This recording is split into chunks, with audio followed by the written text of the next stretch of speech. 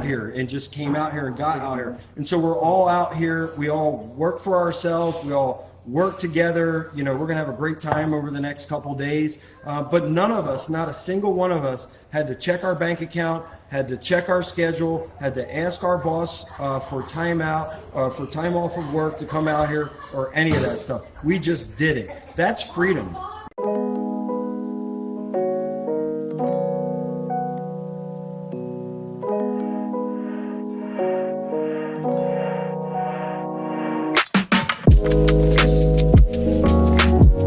That's really cool. So I remember, kind of meeting you at a BAM Jam. Then you got involved in SOSA. It was our first ever Soldiers of Sales accelerator that we had, and you just absolutely crushed that thing, and was the winner of it. And how much did you do in 10 weeks? At the time we were doing it in 10 weeks. What was it in 10 weeks, or what were you at 8 weeks where everybody else is at?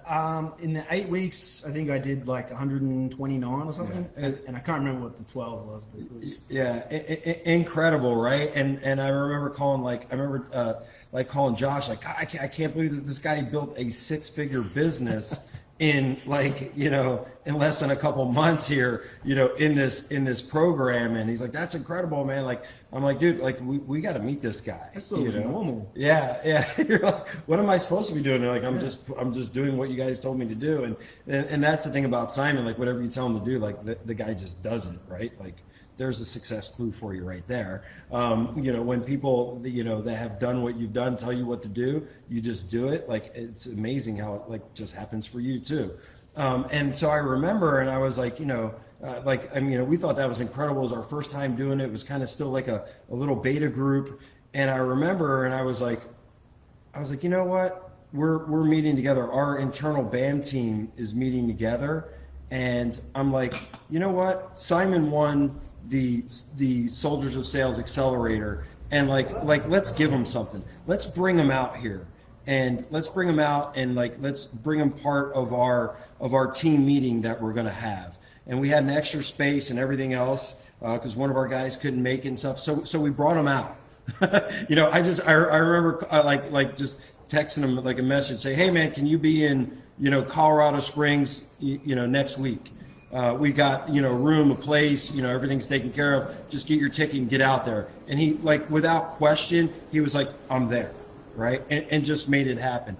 And then so we invited him out, and he actually wind up coming out to Colorado Springs, where we were having our own team meeting. And then we got an opportunity to spend a lot of time with him, really get to know him, and then actually help him build out a 7-figure agency out there. He had already had to say, hey, we already showed you how to do a 6-figure agency. Let's show you how to build out a 7-figure. So we built his. I remember sitting in the hot tub in the back, looking at the mountains with the snow on, and that's how we built Simon's 7-figure business in the hot tub that night, right? But my point of mentioning it to you is it was never like a thing in Simon's mind whether, oh, can I actually afford to come out there? What's the time constraints and everything else? And he was just like, dude, I'm just there, right? And that's what leaders do, and that's what people that are wanting to improve their life and do better things in their life. That's what they do. They just make decisions quickly and they move forward. So this is another success lesson for you, right? Same thing when Simon says, hey, I'm having this,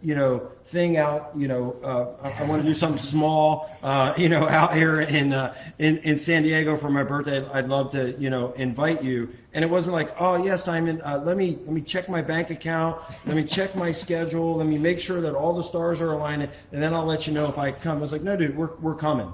And we're just going to figure everything else out, right? And that's the whole thing. It's like you just commit to the thing that you want to do, and then it's amazing how everything else comes in line. It was the same thing with Josh, right? Invited Josh out, but then Josh had some medical issues and things like that, and all of a sudden Josh was just Mr. King of fuck my excuses, right?